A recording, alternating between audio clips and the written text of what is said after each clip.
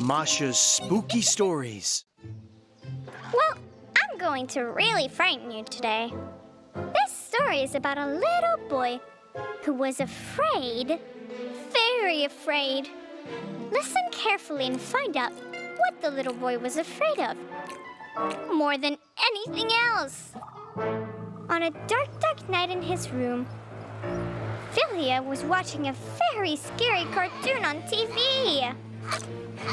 What a boring movie. Phil sighed, drinking sweet tea with a bagel. But then in the scariest moments of the movie, the room's door quietly creaked. Philia finished and saw that standing in the doorway of his room are his parents. Oh, breathed Philia. How can you frighten your son when he's chewing a bagel? Don't be afraid. We just have good news, his parents said. Soon you won't be the only one here. Soon you're going to have you will have a... Philia jumped up on a chair with joy. Hooray! It's a dog! What are you talking about, son? His parents said surprisingly. Oh, you're going to bring a kitten to the house. No, there's no kitten. The news we bring is that you're going to have a little sister. Philia became so scared that he almost choked with the bagel. As it is, there wasn't a little sister yet, but now suddenly, bang! And now there is. This is very scary. So there were many times that he'll hear footsteps approaching his room, and it will be those of his little sister. She's a really scary little girl.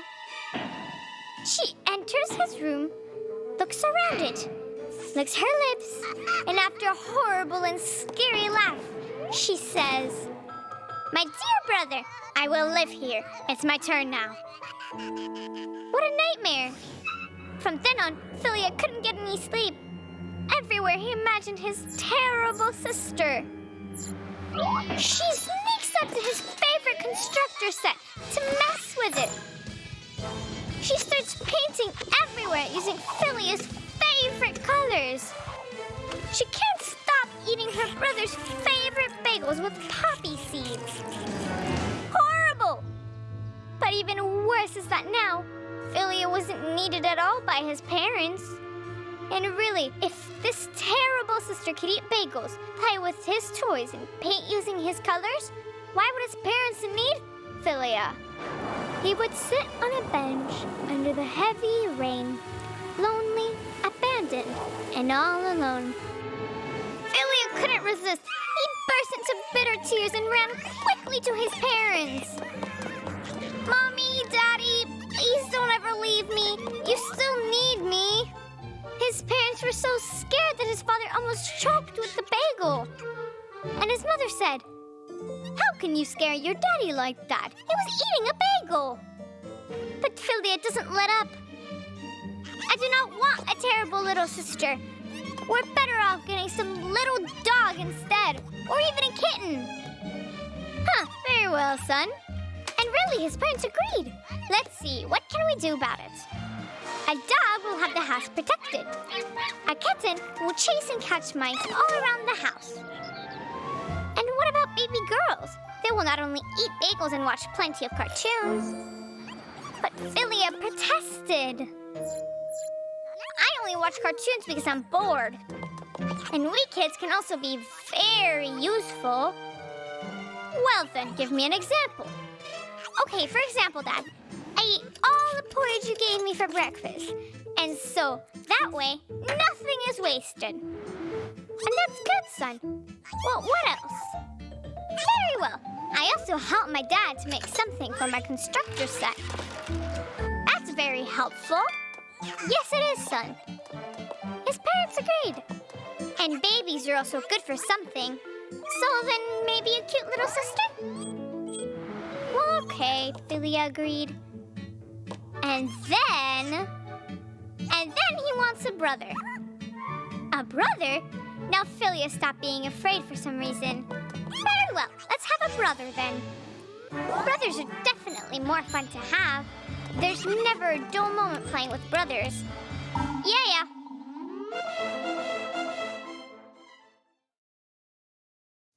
Do you know which is the scariest holiday of all? No, it's not Halloween. Many kids are so afraid of Christmas Eve. Let me tell you a story. Once upon a time, on Christmas Eve, some parents left their daughter, Sonia, alone at home. And they went to the theater to watch the Nutcracker Ballet. The house was warm and the TV was on, showing some cartoons. The girl was eating candy from the Christmas tree when she thought, "Oh, the Christmas Eve party is starting soon. The guests will be coming with presents. Oh, I'll have to sing and recite poems in front of everybody. That is really terrifying. That's more terrifying than writing on the board in the front of class." Suddenly, something made a noise, and the TV set said, little girl, the guests are on their way. They're on a nearby street." Sonia was so surprised that she almost choked on the candy. And the TV set kept on talking. Little girl, the guests are walking up the stairs. Out of a sudden, Sonia hears some noises at the stairs outside. Steps, laughing, joyful voices. And the TV set continues talking. Little girl, the guests are already in the living room. And click, the TV turned off. Oh, suddenly 3 people ran inside the house. The man in a bunny mask put Sonia on a chair, and they all started to dance around her. They were laughing, jumping, screaming, and right in her ears. What a beautiful girl! Please recite us a poem. Sing a song. Be a good little girl. Sonia couldn't remember any of the poems she had recited before. Her stomach was growling, her forehead sweating, and her knees shivering. She was thinking that it could be even more frightening to perform in front of Santa Claus when the guests started yelling. Let's call Santa! Let's call Santa! Let's call Santa!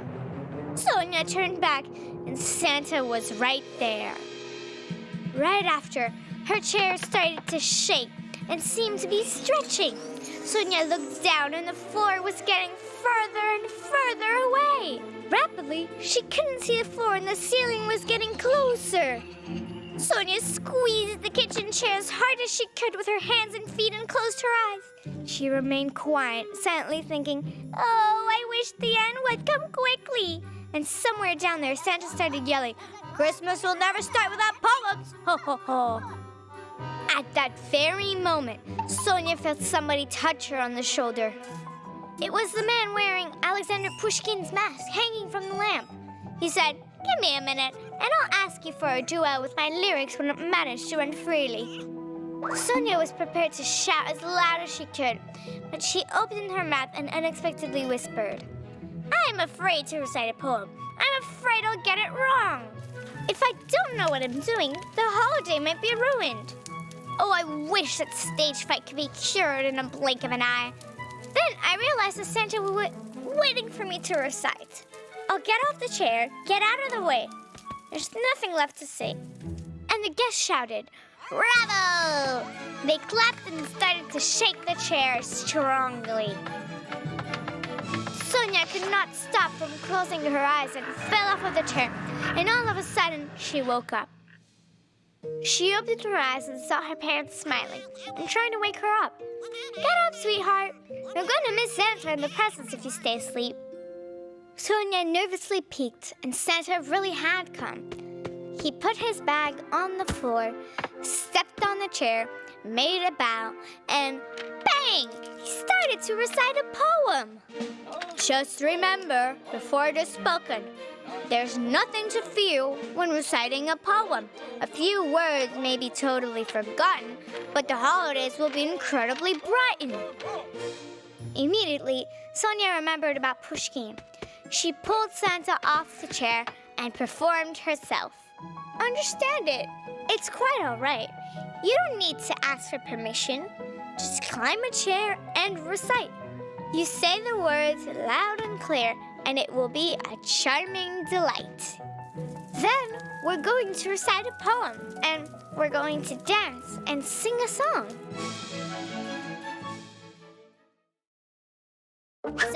So. Where could all of the cartoons be hiding? Let's start an investigation. 1, 2, 3, 4, 5, 6. Let's look for cartoons to pick. I will press this microphone. Masha and the bear, let's go. That's how easy it is.